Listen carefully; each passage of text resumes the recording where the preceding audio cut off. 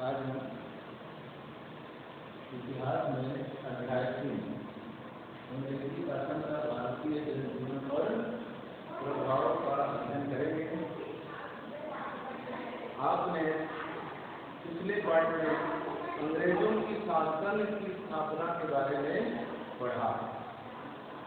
अब इस पाठ में उनके शासन का भारतीय जनजीवन पर पड़ने वाले प्रभाव के बारे में पढ़ेंगे।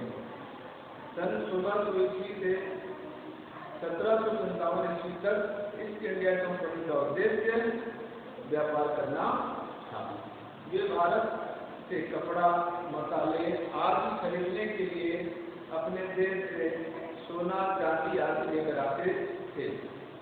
वे भारतीय सामान को विदेशों में बेचकर काफी मुनाफा कमाते थे। मगर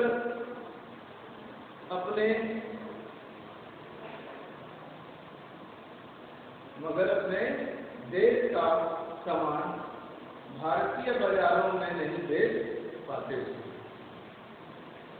एक तरफा व्यापार के कारण ईस्ट इंडिया कंपनी की काफी आलोचना होने लगी। कंपनी पर दबाव डाला गया कि वे व्यापार के लिए धन की व्यवस्था भारत से ही करेंगे।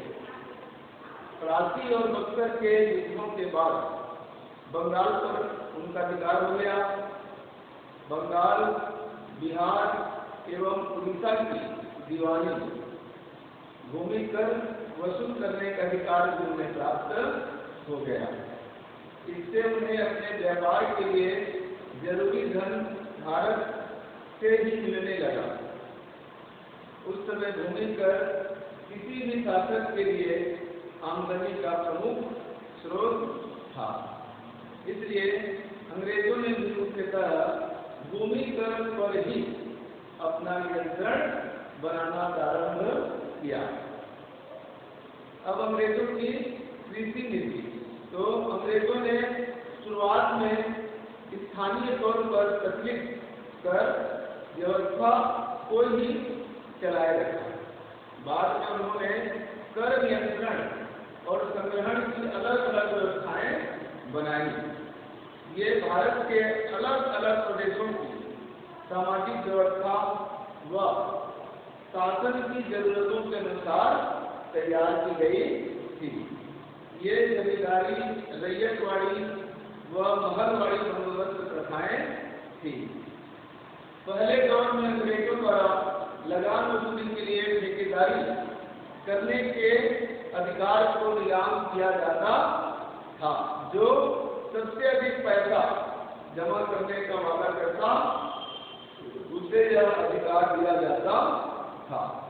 ठेकेदार का यह प्रयास होता था कि वह जल्दी से जल्दी किसानों से ज्यादा लगान वसूल करे। ठेकेदारों को केवल अपने लगान की वसूलों से मतलब रहता था। ये किसानों के हित अहित का ध्यान नहीं रखते थे। इसलिए अब अंग्रेजों ने 100 वर्ष की ठेकेदारी के स्थान पर 5 साल बंदोबस्त शुरू किया। 5 साल बंदोबस्त शुरू किया। उन्हें लगा कि लंबे समय तक ठेका देने से किसानों के शोषण में कुछ कमी होगी। अब वे नए ठेकेदारों की तुलना में पुराने जमींदारों को लगान देने लगे। इस तरह लगान वसूली की नीति में बार बार परिवर्तन होते रहे। अब आते हैं स्थायी बंदोबस्त। अंग्रेज सरकार ने सन 1789 में बंगाल प्रांत से राजस्व वसूल करने के लिए जमींदारों के साथ समझौता किया, जो स्थायी बंदोबस्त कहलाया। कार्नवालिस ने फैसला किया कि भू राजस्व की वसूली जमींदारों के हाथ हो। जमींदार भू राजस्व न दे सके तो उसकी जमींदारी जब्त करके उसकी जगह नए जमींदार को बिठा दिया जाएगा। बार बार भू राजस्व निर्धारण से बचने के लिए कार्नवालिस ने 1789-90 में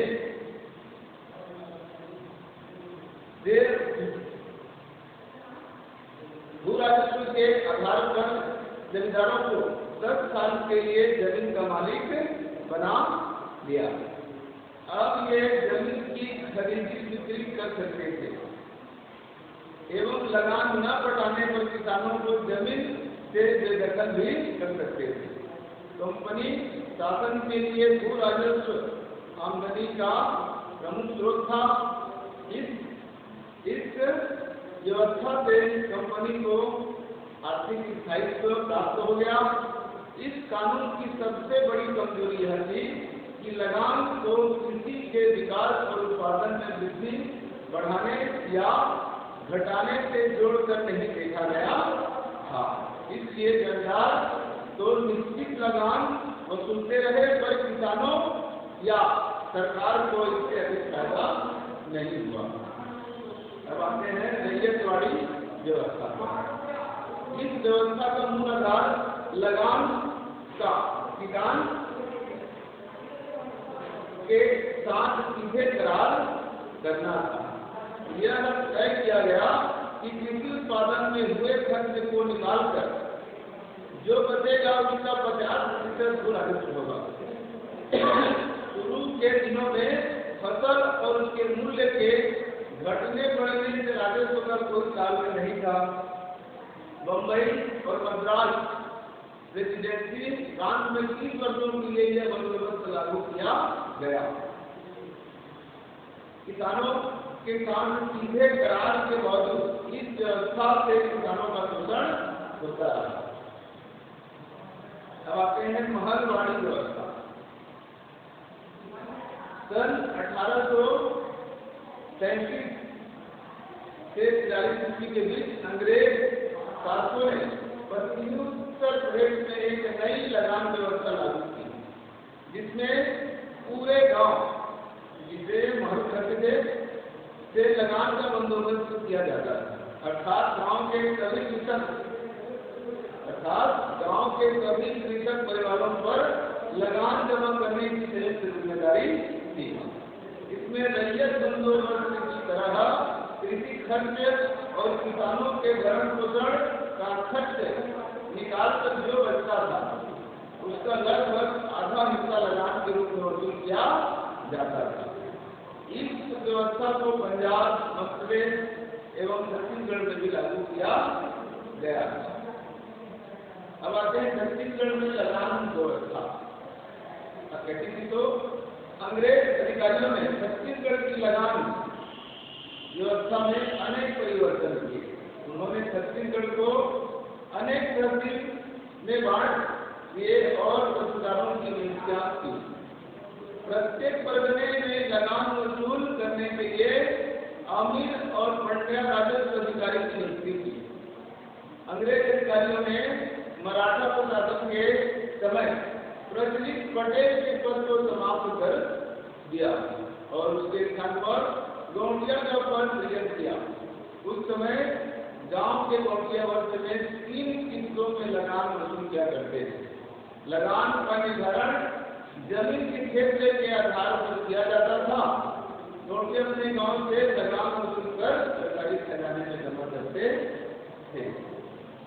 अंग्रेजों द्वारा लागू की गई इन लगान व्यवस्थाओं से किसानों को कोई लाभ नहीं हुआ, क्योंकि अंग्रेजों के द्वारा लागू प्रत्येक लगान की दर बहुत ऊंची और अनिवार्य थी, जिन्हें कृषि की आय से चुका पाना मुश्किल होता था।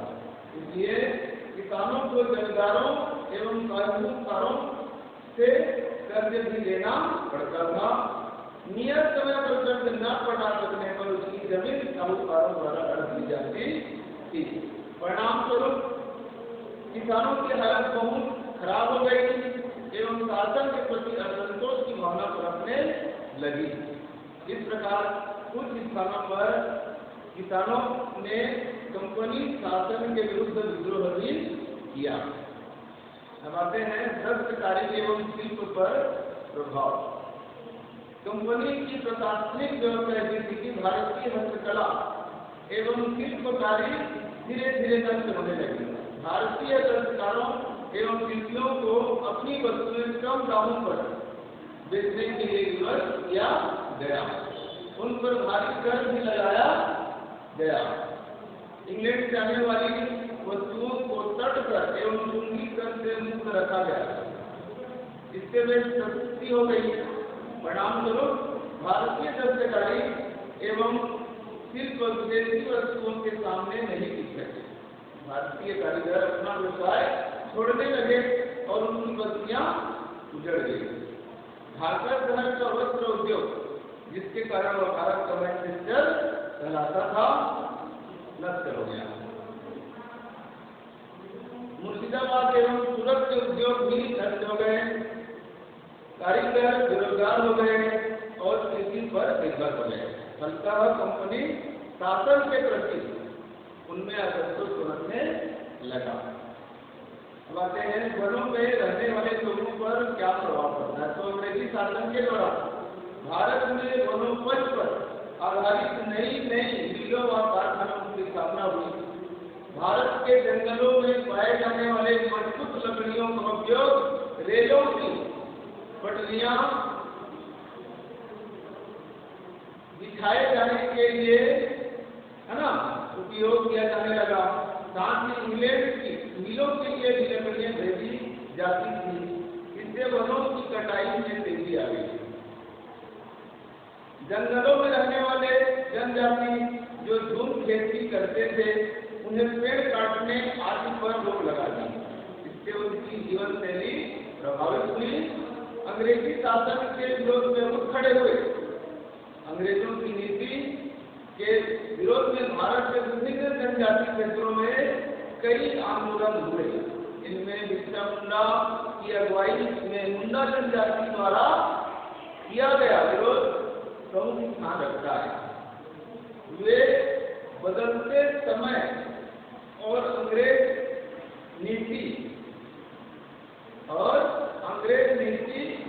तथा डिकू में बाहरी लोग के हस्तक्षेप से परेशान हुए। वे इन परेशानियों को दूर करना चाहते थे।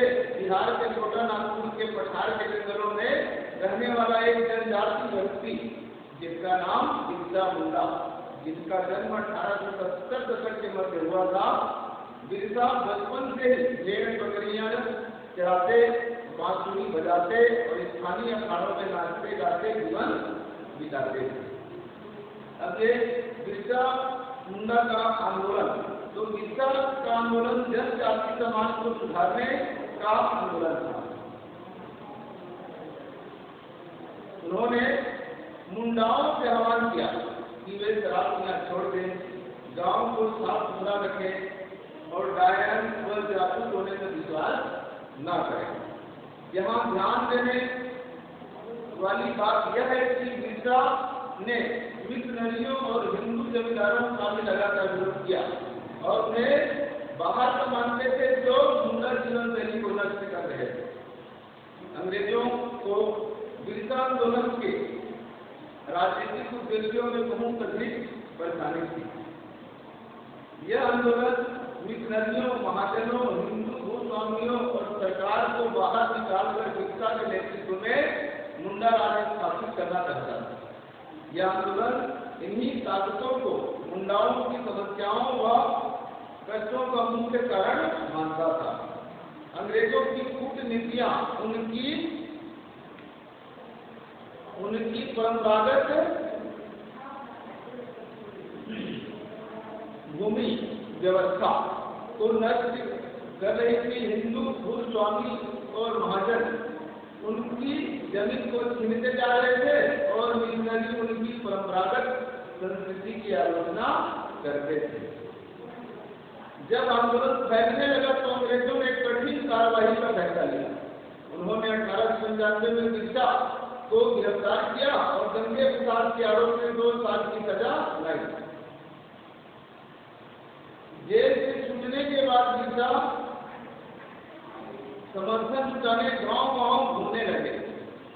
उन्होंने लोगों को उकसाने के लिए परंपरागत प्रतीकों और भाषा का इस्तेमाल किया। सन 1900 में बिरसा की मृत्यु हो गई और आंदोलन धीमा बढ़ गया। यह आंदोलन 2 पहलुओं में महत्वपूर्ण था। पहला, इसने औपनिवेशिक सरकार को ऐसे नियम लागू करने के लिए मजबूर कर दिया जिनके जरिए हिंदू लोग आदिवासियों की जमीन पर आसानी से कब्जा न कर सकें। दूसरा, इसने एक बार फिर जता दिया कि अन्याय का विरोध करने और औपनिवेशिक शासन के विरुद्ध अपने गुस्से को अभिव्यक्त करने में जनजाति सक्षम है। उन्होंने अपने खास अंदाज में अपनी खास रस्मों और संघर्ष के प्रतीकों के जरिए इस काम को अंजाम दिया। छत्तीसगढ़ के प्रमुख आदिवासी विद्रोह हुए हैं, तो इसी समय जब पूरे भारत में जनजातीय आंदोलन आग की तरह फैली, तब हमारा छत्तीसगढ़ भी उससे छूटा नहीं रहा। छत्तीसगढ़ राज्य में 18वीं शताब्दी के उत्तरार्ध से लेकर 20वीं शताब्दी के पूर्वार्ध तक अनेक जनजातीय विद्रोह हुए। ज्यादातर जनजातीय विद्रोह बस्तर क्षेत्र में हुए, जहाँ के जनजाति अपनी अस्मिता की रक्षा के लिए विशेष सतर्क थे। इन विद्रोहों में एक सामान्य विशेषता यह थी कि ये सभी विद्रोह जनजातियों को अपने निवास क्षेत्र, कृषि व वन में हासिल परंपरागत अधिकारों को छीने जाने के विरोध में हुआ था, है ना। अगला है, ये विद्रोह जनजाति अस्मिता और संस्कृति के संरक्षण के लिए भी हुए। विद्रोहियों ने नई शासन व्यवस्था और ब्रिटिश राज द्वारा थोपे गए नियमों व कानूनों का विरोध किया। जनजाति मुख्यतः बाह्य जगत व शासन के प्रवेश से अपनी जीवन शैली, संस्कृति एवं निर्वाह व्यवस्था में उत्पन्न हो रहे खलन को दूर करना चाहते थे। दूसरी बात यह है कि मूलतः जनजातियों के द्वारा आरंभिक विद्रोहों में छत्तीसगढ़ के गैर आदिवासी भी भागीदार बने, और इसी क्रम में प्रमुख विद्रोह हुए हैं, जैसे हलवा विद्रोह। इस विद्रोह का प्रारंभ 1774 में अजमेर सिंह द्वारा हुआ, जो डोंगर में बस्तर के राजा से मुक्त एक स्वतंत्र राज्य की स्थापना करना चाहते थे। अगला है परालकोट विद्रोह। परालकोट विद्रोह मराठा और ब्रिटिश सैनिकों के प्रवेश के विरोध में यह विद्रोह हुआ था। इस विद्रोह का नेतृत्व गेर सिंह ने किया था। उसे अवशिष्ट माड़ियों को पूर्ण समर्थन प्राप्त था। अब है तारापुर विद्रोह। बाहरी लोगों के प्रवेश से स्थानीय संस्कृति को बचाने के लिए अपने पारंपरिक सामाजिक, आर्थिक, राजनीतिक संस्थाओं को कायम रखने के लिए एवं आंध्र मराठा शासकों द्वारा लगाए गए करों का विरोध करने के लिए स्थानीय दीवानों द्वारा यह विद्रोह प्रारंभ किया गया था। माड़िया विद्रोह। इस विद्रोह का मुख्य कारण सरकारी नीतियों द्वारा जनजाति आस्थाओं को चोट पहुंचाना था। 1857 का विद्रोह। तो 1857 के विद्रोह के दौरान दक्षिण बस्तर में ध्रुव राम ने ब्रिटिश सेना का जंग मुकाबला किया, और इसमें है कोई विद्रोह।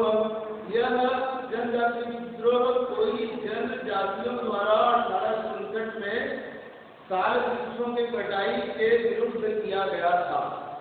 उस समय बस्तर के शासक धर्मदेव थे। मुड़िया विद्रोह।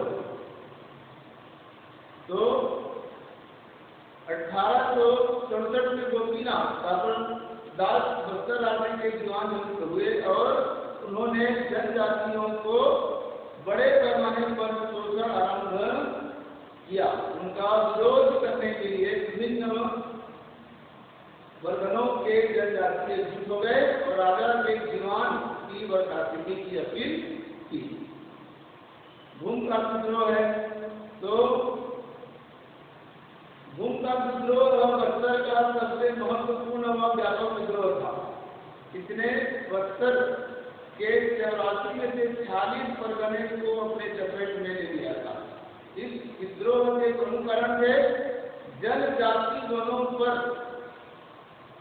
अपने पारंपरिक अधिकारों व कृषि व अन्य प्राकृतिक संसाधनों के मुक्त उपयोग तथा अधिकार के प्रति संघर्ष थे। 1908 में जब यहाँ आरक्षित वन क्षेत्र घोषित किया गया और वनोपज के दोहन पर नियंत्रण लागू किया गया तो जनजातियों ने इसका विरोध किया। अंग्रेजों ने एक ओर तो ठेकेदारों को लकड़ी काटने की अनुमति दी और दूसरी ओर जनजातियों द्वारा बनाई जाने वाली शराब के उत्पादन को घोषित किया। पुलिस के अत्याचार ने भूमिका विद्रोह को संगठित करने में एक और भूमिका निभाई। उक्त सभी विद्रोह को आंग्ल मराठा सैनिक दमन करने में सफल रहे और विद्रोहियों को अपने लक्ष्य की प्राप्ति में सफलता नहीं मिल सकी। यह राजनीतिक चेतना जगाने में ये सफल रहे। सरकार को भी अपनी नीति निर्माण में इनकी मांगों को ध्यान में रखना पड़ा। 1857 के महान विद्रोह के उपरांत भारतीय सामाजिक सांस्कृतिक जीवन में हस्तक्षेप न करने की अंग्रेज नीति ऐसे ही विद्रोह का परिणाम थी। कालांतर में इन विद्रोहों के आर्थिक कारकों ने नवीन भारत की नीति निर्माण में भी मार्गदर्शन किया।